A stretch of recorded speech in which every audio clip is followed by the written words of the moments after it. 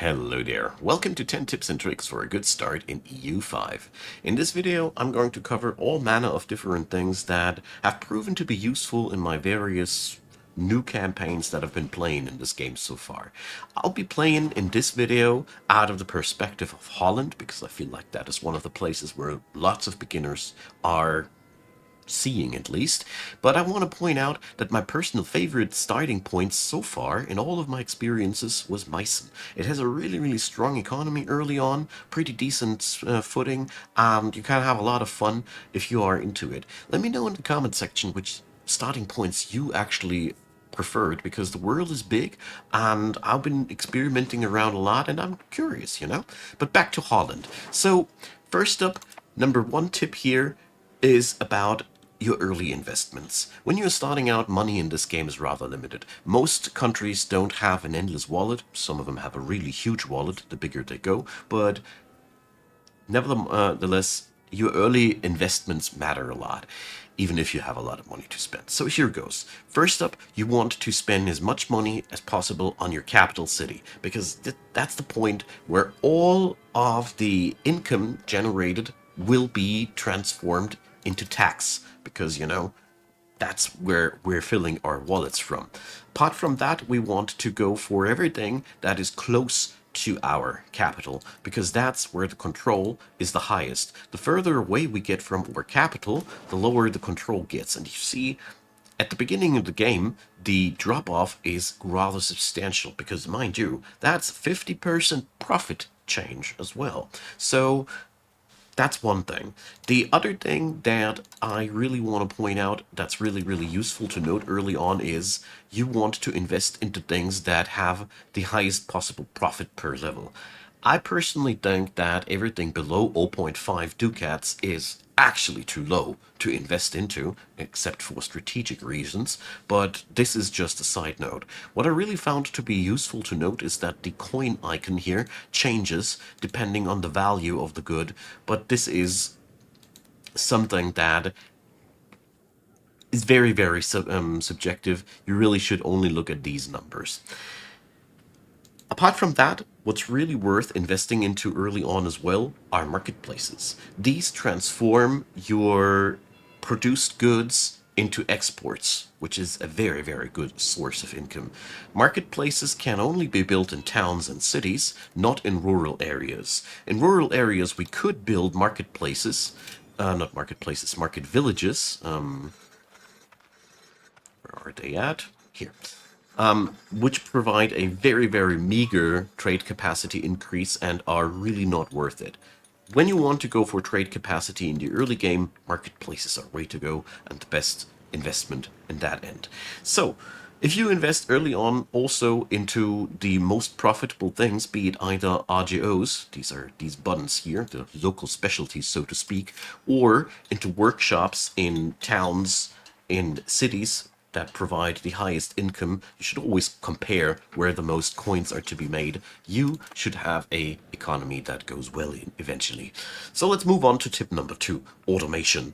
This game has very many things that you can configure and micromanage, and therefore it also has automation features. Here's a couple of things that I always play with. First up, trade. I always automate that. Down at the list, replacing generals and replacing admirals.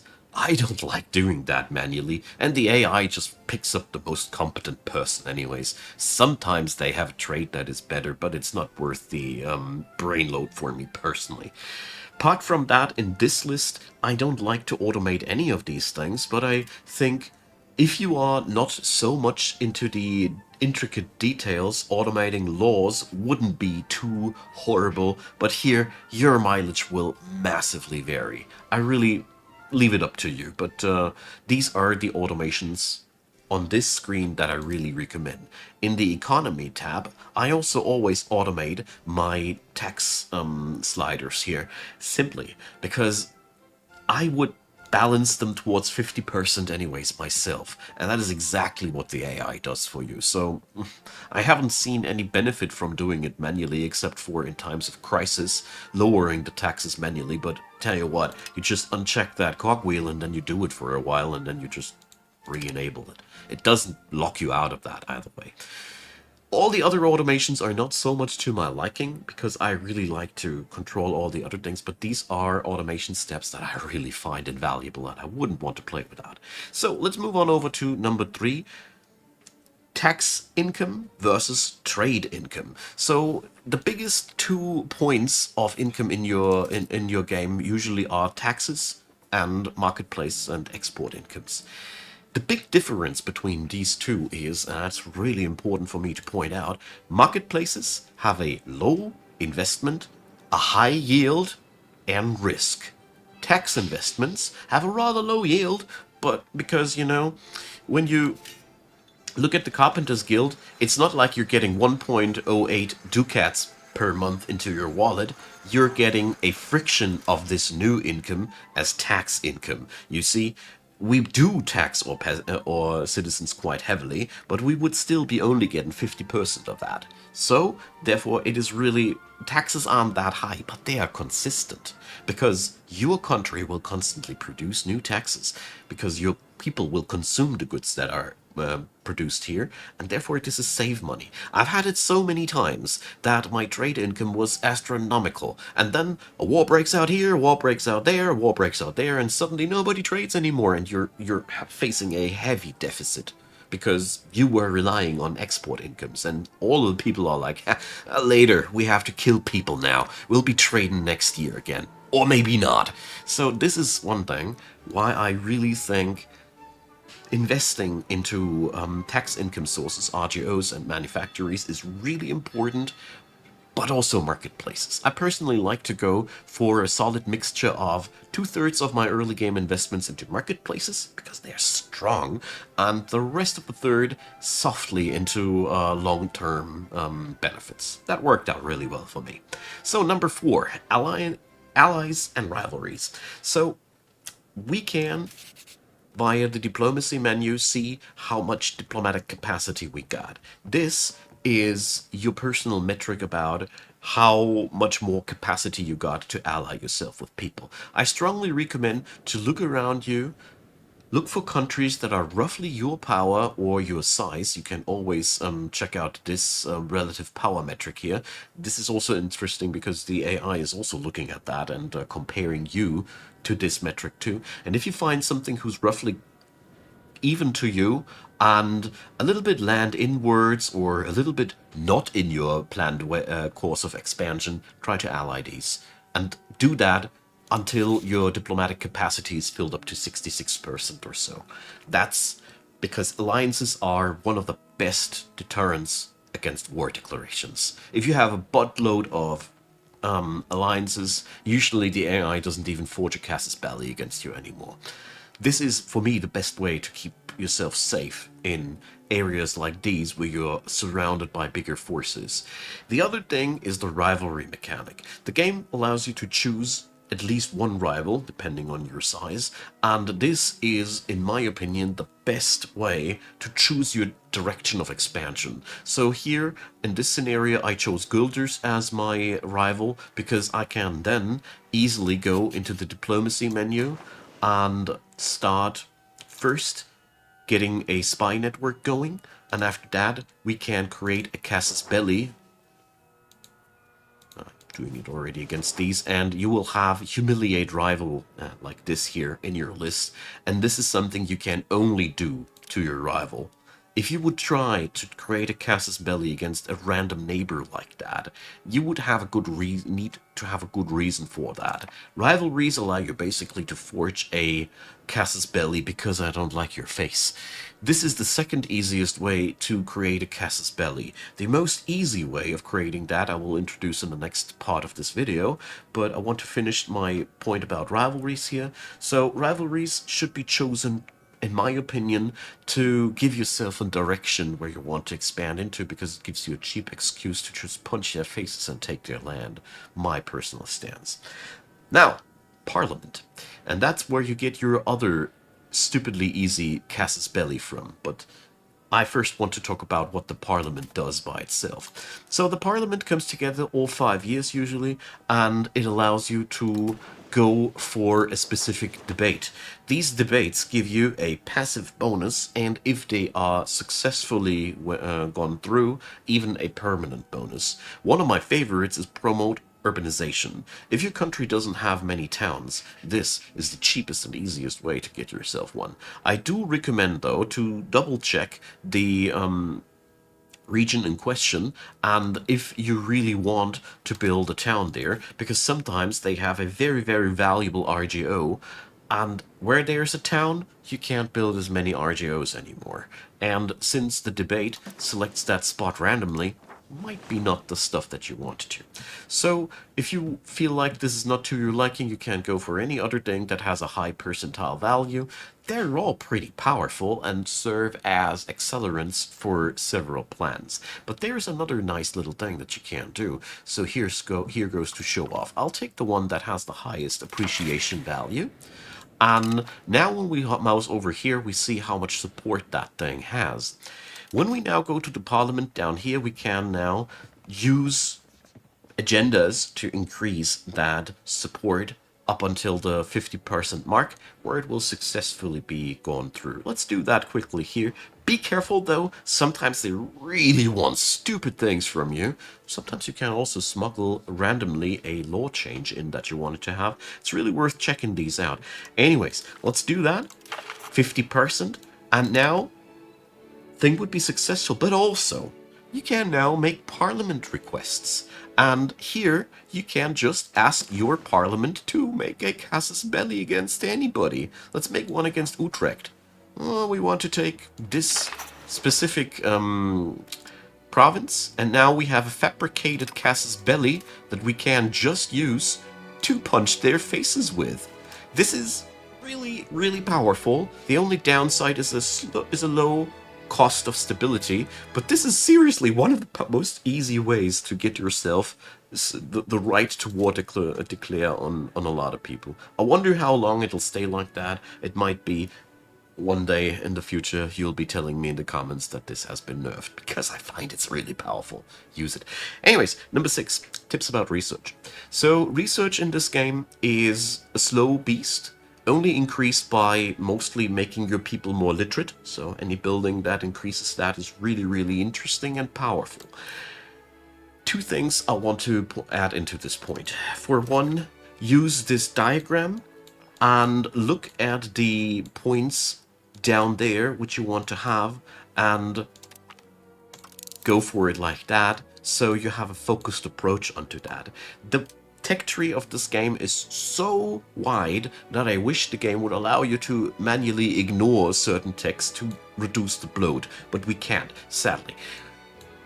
Also, the next thing, before I go into deeper things here, institutions, as soon as you can embrace them, try to go for it. They unlock new tech trees and give you opportunities that really should be available as quick as possible. Keep in mind that buying the access to new institutions is lowering your stability quite substantially, and low stability makes low tax income for a while. So stability is really, really important. Once you have unlocked a new institution, I usually go in it and look at the things that I really want to have. For example, Renaissance Cabinet Seat +1 is a massive upgrade. It is really, really huge. And universities, for example, they're costly. You can delay them, therefore. You don't need to research them immediately because you really won't have the money immediately. There's a lot of little things that you can do, but most importantly, I have learned to just look at this list, check out what I want to have. Props to the armory, for example, unlocking the actual capability to have a standing army. These are things that I beeline towards to. Don't make the mistake to just spread your signs. You will have a very, very lackluster experience otherwise, and I do skip a lot of technologies in my runs, because if I'm not a naval nation, why should I research any naval things? Stuff like that. Number 7, towns and cities and tips around that. So I already glanced that towns and cities are really, really huge. Towns can be upgraded to a city for an enormous cost once they exceed 30,000 pops. it is really worth it doing it, though. The thing is, when you go for the buildings in here, a town allows you to build those manufactories, like the guilds and such. The cities allow you to stack a huge amount of these. You basically get double the amount of levels that you currently have on top of what you're on top of that when you do a city. In short, cities are really powerful. If you can conquer one, it is super valuable. If you can build one, it is sometimes worth considering taking a substantial loan just to realize this thing. Because if you can transform your capital into a city, usually that's one of the things where I really feel like at the mid game eventually you want to do that. What you want to put into your cities, I already glanced over it. Marketplaces, of course, and the guilds, but also services. Services that can only be provided in the city. Libraries, for example, can only be built in cities.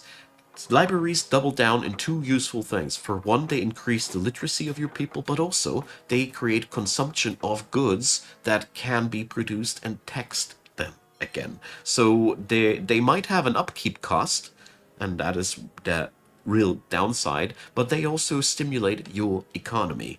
I really recommend to have at least a library and a temple in all of your towns, because the temple does increase the max control and is actually very cheap at the same time, and increases demand for a lot of exotic goods that are really useful. Apart from that, most of these service buildings are actually worth picking up eventually, but mind you, they don't earn money. They only give you passive bonuses that you want to have. So my usual approach is marketplaces, workshops if profitable, and then the services that I do expect to have in every city, like a temple and a library. And then it's depending on your state of game.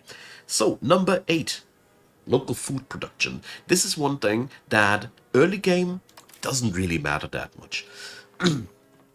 Early game, food imports don't really hurt you that much. But the longer the game goes, any province with a negative provincial food income, especially during the warm season, negative income during the winter season is that unusual. Many areas have that because weather happens to hinder agriculture, did you know? Anyways, but once your populations grow to a certain point, food imports can hurt your wallet massively, especially when there's a lot of war around you and people aren't producing as much anymore and imports become stupidly costly. So, what I'm trying to get down to is when you're seeing that your income is quite positive, between 20 or 50 ducats per month plus, you should consider investing into food RGOs, even if their profit per level is really low. Often they're really, really bad. But I learned in times of crisis, a sudden flux of food import has sent me down to minus 50 to and minus 70 ducats just because I have to import crazy costly food all of a sudden. That's one thing that will bite you back if you neglect it for too long. That's just what I'm trying to get down to here.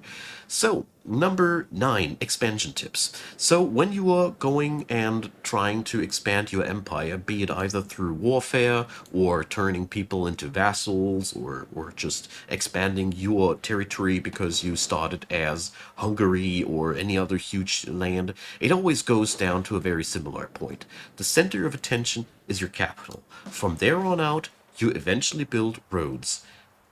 Only build roads when everything around your capital seems to be maxed out and you don't know how to increase your income anymore. Best point to start building roads. Here, bonus points if you use the parliament to lower the road costs. And also, there is a really nice building right thing that gives the people a right to build roads eventually. That's something your building rights should be also given. Lots of different little things that allow your estates to build roads should also be given. That end, you will increase control. There's also ways to increase control via bridges. They can be also built in the services area. And there is also bailiffs that you can build in the rural areas that are stupidly costly, but they lower the distance from the capital to your province, which means you will Use these only if you have a large empire. Small empires can completely neglect these things because they're really mostly meant to tie together loose and huge spread things. And last but not least, to increase your expansion's control, decentralization is also something that will, well, here, proximity cost is in the centralization tab, which helps you out, but in the next patch, decentralization will also be changed. Currently, centralization works out on that end, but the most important point is, whenever you start grabbing land, keep in mind, it will be, first up, relatively low and not so valuable. Control must be established, and once you have conquered a land, you need to first use the integrate province command to get it into your land, and after that, you need to also make sure that you assimilate the populations into your culture, because this is necessary to achieve the core status of the province shown here. This is providing 20% control and only achieved if your country's culture is dominant in that area. You need to spread culture. Otherwise, everything you conquer, everything you expand into, will not provide too much of a yield. You need to cultivate it. And that's what number 9 here was all about. Number 10, lastly, military tips. So, when you want to go and fight, a lot of things matter, but a few matter the most. First up, check out the manpower of a land that you want to fight. Obviously, we want to have a higher number than theirs. But what's really, really important is that you compare their regulars to your regulars. Regulars are the standing army. These are the guys you can recruit here in this menu. Once you have something that produces manpower, at the beginning of the game, you can only provide manpower via the sergeantry in your capital. This is your early manpower producer, allowing you to field a couple of regiments. The important part to note is these guys beat levies crazily. I don't know how it will be balanced in the future, but currently it is like 100 regulars, well trained, will beat the hell out of something between 200 and 500 levies, depending on the technological difference. Therefore, never make the false assumption that just the bigger number will win. It is mostly about regulars. When you want to train regulars, here a quick oversimplification, but it'll help you. Footmen, jack of all trades units that just soak up damage and deal damage. They are mostly meant to break levies. Archers, their main thing is that they get to act before the others act. So they are offer strikers, meant to break the enemy line, soften them up, and then we punch them. So archers serve that purpose to weaken the enemy. If the enemy has too many archers, the same will happen to you. Horsemen have the advantage that they have a high initiative and are dishing out heavy damage. Same goes for the regular horsemen are also easier to kill. The armored horsemen are super costly, have only terrain deficiencies, you see what I'm talking about. But apart from that, armored horsemen are 4 times as strong as a footman per blow, and have several other speed advantages. They are really, really powerful. You can break enemies quite substantially with it, and that is why they are also very, very costly. But if you have flatland territory, armored horsemen are way to go. But usually I go with a spam of footmen and archers, and I'm well set with that. Later in the game, artillery comes into play too. Always bring a couple of cannons with your army. It'll make sieging a lot easier. And apart from that, try to get yourself an army of regulars as soon as you can afford. The biggest problems about regulars is they cost manpower. Sorry, here's manpower, not the sailors. It always gets me. And they also cost a quite massive amount of maintenance. So this is where you want to sink the excess of money into when you don't feel like you have anything to build anymore. Build troops, because with just a few regulars, you can easily beat the hell out of your enemies, and then can use your levies on top of that to just either grab land, defend your land. It's really awesome, but seriously, use regulars. They're amazing, but costly. Okay, I hope this video helped you out. A lot of different things in it. I did my best to summarize the most important things in it. Feel free to add in the comment section what you feel like I missed out on, or what should have been mentioned, or what you think a beginner would benefit a lot from. This game is so huge, it's literally the entire world in a simulation, so I must have missed a spot. Anyways, leave a like, leave a subscribe, consider donating via Ko-fi, or leave a YouTube channel membership. Any help goes a long way, and I deeply appreciate all of your help, guys. Thanks for that. You made everything happen here on Icon Gaming, and I mean it. And of course, I want to say thanks for you watching this video up until the very end. Appreciate you listening to me talking so long. Seriously, have a good one, and see you soon.